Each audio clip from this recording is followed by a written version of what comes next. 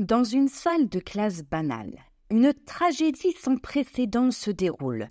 C'est ici que se jouent les destins des apprenants de français langues étrangères à l'aube d'une épreuve redoutable, la maîtrise des verbes autonomes et indépendants au présent de l'indicatif.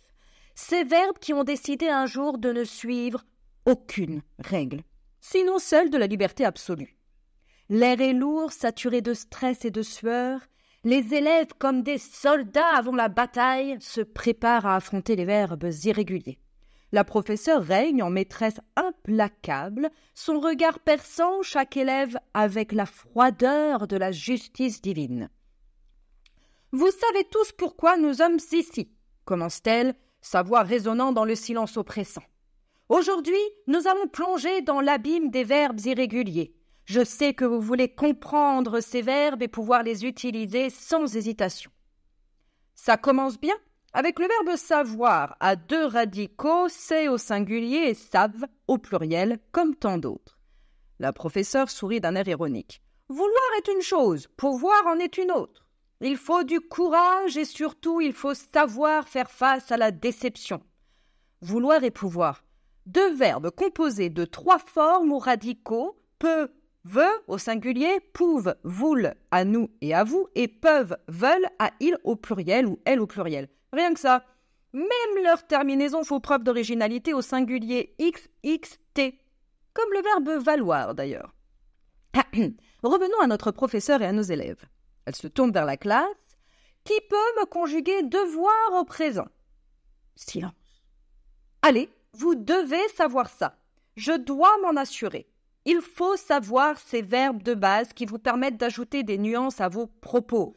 Le pouvoir, le devoir, le savoir, l'obligation. Je dois, tu dois, il doit, SST pour le premier radical. Nous devons, vous devez pour le deuxième radical et elles au pluriel, par exemple, doivent pour le dernier. Les regards se croisent, l'angoisse monte, la professeure hoche la tête. J'oubliais. Il faut aussi de la détermination, il faut croire en vous-même, il faut voir au-delà de la surface.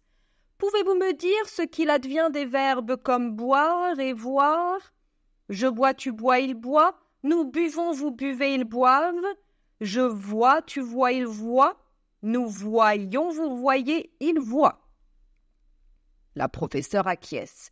Bien, excellente prononciation du verbe voir au pluriel.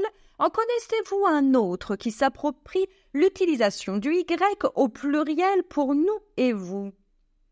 Croire, exactement. Je crois, tu crois, il croit, SST. Nous croyons, vous croyez, il croit. Je prie pour vous, pauvres élèves. Mais que faites-vous lorsque les émotions s'en mêlent? Comment conjuguez-vous émouvoir ou s'émouvoir, par exemple? La professeure sent la tension monter, chacun sent la pression comme si le poids de la conjugaison pouvait les écraser à tout moment. Les élèves sentent leurs esprits vaciller sous le poids des règles complexes. Une petite voix timide se fait entendre. « Je suis ému, tu es ému, il est ému. » C'est un bon début, mais là il s'agit d'être ému et de contourner le problème du verbe émouvoir ou s'émouvoir. Tenez, je m'émeus de tant de courage. Ne vous émouvez-vous point devant votre courage?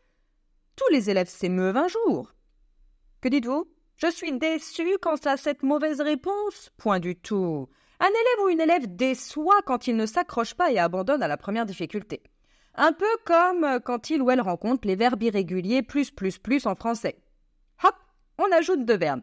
J'émeus, tu émeus, elle émeut, nous émouvons, vous émouvez, ils émeuvent.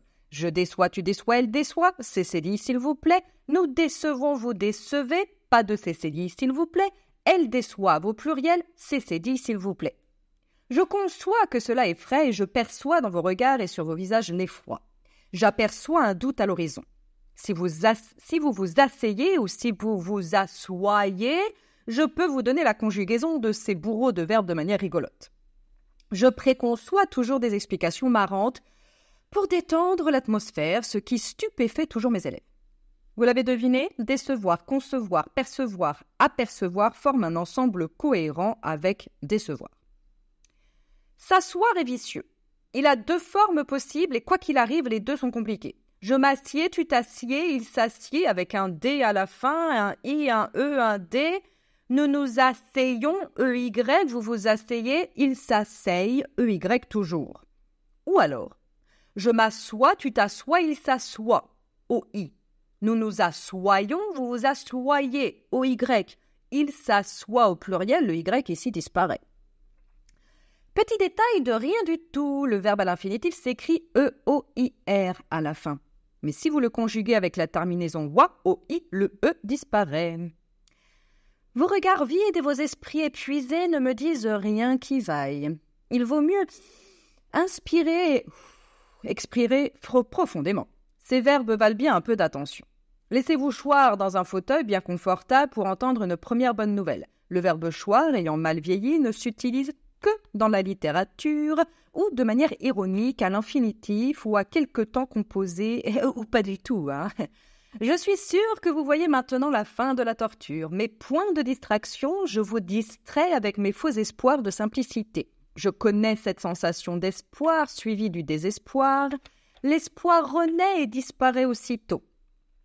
Je sais bien, je surfais la simplicité de la conjugaison française. Cela me plaît, mais les irrégularités déplaisent à mes élèves.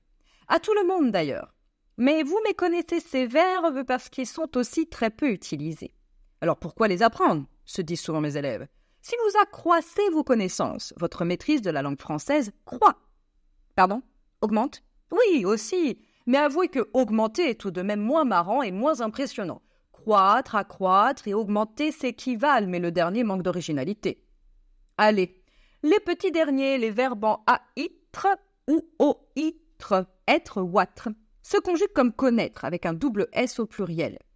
Notez que, depuis la réforme orthographique de 1999, l'accent circonflexe disparaît.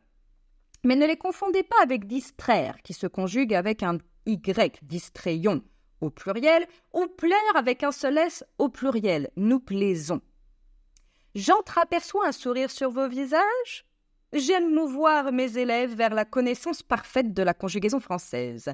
Oui, mouvoir, messieurs, dames, je meus vos connaissances vers un but précis, la perfection. Mouvez-vous avec moi. Allez, je vous laisse une dernière chance. Pour avoir ma bénédiction, conjuguez-moi le verbe braire, criez comme un âne si cela peut vous aider. Bravo, je brais, tu brais, il brait, nous brayons, vous brayez, il brait, comme distraire. Le pluriel doit vous rappeler les verbes voir et croire avec ce Y. Ah, les élèves, malgré la fatigue, sentent une étincelle d'inspiration. Ils réalisent que chaque verbe, chaque conjugaison est un pas vers la maîtrise. La classe, naguère accablée, se redresse, prête à affronter la prochaine leçon avec une détermination renouvelée. Ainsi se termine un acte de la tragédie de la conjugaison française, un drame épique où chaque élève, malgré les embûches, peut renaître et croître, se prévalant de chaque leçon apprise. Dans cette salle de classe, la bataille continue, mais l'espoir renaît car chaque jour, il s'approche un peu plus de la maîtrise totale.